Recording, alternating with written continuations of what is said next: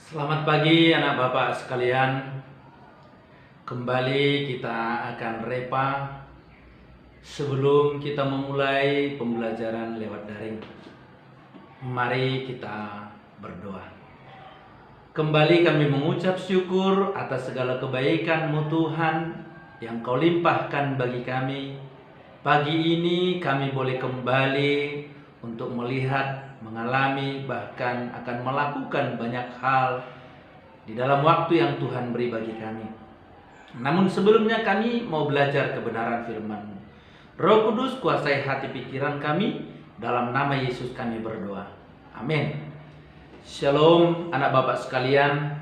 Pagi ini sebelum kita belajar, kita kembali renungan pagi yang terambil dari 1 Yohanes pasal 5 ayat 1 sampai dengan 5. Setiap orang yang percaya bahwa Yesus adalah Kristus lahir dari Allah, dan setiap orang yang mengasihi Dia yang melahirkan, mengasihi juga Dia yang lahir daripadanya. Inilah tandanya bahwa kita mengasihi anak-anak Allah, yaitu apabila kita mengasihi Allah serta melakukan perintah-perintahnya. Sebab inilah kasih kepada Allah, yaitu bahwa kita menuruti perintah-perintahnya. Perintah-perintahnya itu tidak berat, sebab semua yang lahir dari Allah mengalahkan dunia. Dan inilah kemenangan yang mengalahkan dunia, iman kita. Siapakah yang mengalahkan dunia selain daripada dia yang percaya bahwa Yesus adalah anak Allah? Saudara yang terkasih dalam nama Yesus Kristus, anak bapak sekalian, dalam repa hari ini tema bagi kita adalah pemenang. Pemenang itu tidak sekedar menang. Pemenang tidak sekedar mengalahkan lawan, mengalahkan musuh.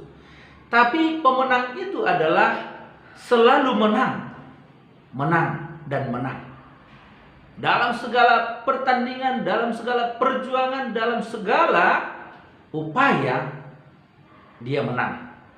Maka disebut sebagai pemenang. Sudah dipastikan akan selalu menang. Mungkin kita akan bertanya, siapa dia? Orang lainkah? Sayakah? Siapakah?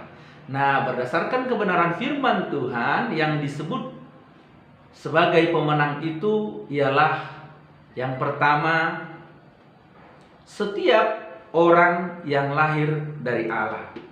Yaitu dalam ayat yang pertama sampai dengan ayat yang kedua. Dikatakan di sana sebagai orang yang percaya Yesus adalah Kristus. Kenapa tidak dikatakan Yesus adalah Tuhan, tetapi Yesus adalah Kristus? Yesus itu adalah Allah yang menjadi manusia. Sedangkan Kristus ialah Allah yang jadi manusia yang berkarya di kayu salib. Artinya kita akan menjadi pemenang ketika kita percaya Yesus yang adalah Allah yang datang jadi manusia. Dia telah mati, dia telah berkarya, dia telah menyelesaikan karya penebusan di kayu salib. Itulah yang disebut dengan Yesus adalah Tuhan, atau Yesus adalah Kristus. Jadi tidak asal-asal kalau dikatakan Yesus kemudian dikatakan Kristus. Ada maksud yang sedang disampaikan. Tidak sekedar percaya kepada Yesus, tapi harus percaya bahwa Yesus telah berkarya dengan kematiannya di kayu salib. Yang pertama. Yang kedua, kenapa bisa jadi pemenang? Tadi siapa yang disebut pemenang itu? Yaitu kita yang percaya kepada Yesus. Kenapa kita bisa jadi pemenang? Yaitu karena kita beriman kepada Yesus. Iman kita diletakkan di atas dasar Yesus. Yesus telah menang, menaklukkan dunia. Yesus telah menang. Berarti setiap orang yang percaya kepada Yesus telah ada dalam kemenangan Yesus. Ukuran kemenangan kita bukan pada kemampuan kita, bukan terletak kepada kebisaan kita, tetapi terletak kepada keilahian Yesus, terletak kepada kemahakuasaan Yesus, terletak pada kemenangan Yesus. Setiap orang yang percaya Yesus ada di dalam Yesus, maka kemenangan Yesus menjadi kemenangan orang yang ada dalam Yesus. Jadi, Bapak sekalian ingat, kita adalah pemenang karena kita telah lahir dari Allah, dan itu bisa kita lihat ketika orang percaya kepada Yesus. Tidak semua orang disebut lahir dari Allah kalau dia tidak percaya. Nah, kenapa bisa menjadi pemenang? Karena ternyata kemenangan kita terletak pada kemenangan Yesus. Yang ketiga, kalau kita dikatakan pemenang, kita menang atas apa? Iya, dikatakan di sana menang atas dunia. Dunia bukan bicara tempat kita berpijak. Dunia bukan bicara tempat kita tinggal. Dunia bukan bicara alam semesta. Jadi dunia bicara apa? Dunia bicara masyarakat yang jauh dari Allah. Dunia bicara manusia yang telah jatuh ke dalam dosa. Dunia bicara tentang manusia yang memberontak kepada Allah. Kita telah menang.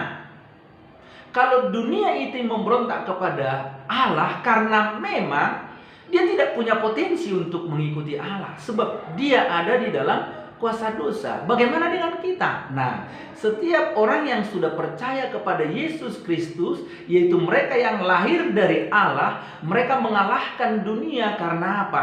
Ada potensi ilahi di dalam diri mereka untuk mengikut Tuhan, untuk menaati Tuhan, bahkan untuk datang kepada Tuhan. Kalau di dalam surat Roma, Paulus berkata, kita telah mati bagi dunia, namun kita hidup bagi Allah. Ini adalah status orang yang sudah terima Yesus. Orang yang belum menerima Yesus, dia mati bagi Allah dan dia hidup bagi dunia. Berarti kalau kita mati bagi dunia, sesungguhnya betul kita telah menang atas dunia, dan kita punya potensi, punya kapasitas untuk Allah. Oleh karena itu, anak Bapak sekalian, ingatlah siapa kita, sehingga kita hidup jangan seperti orang yang kalah dengan dunia. Jangan seperti pecundang. Kita harus menang atas dunia, menang atas segala keinginan duniawi, keinginan daging, dari cara-cara hidup orang-orang yang tidak mengenal Tuhan.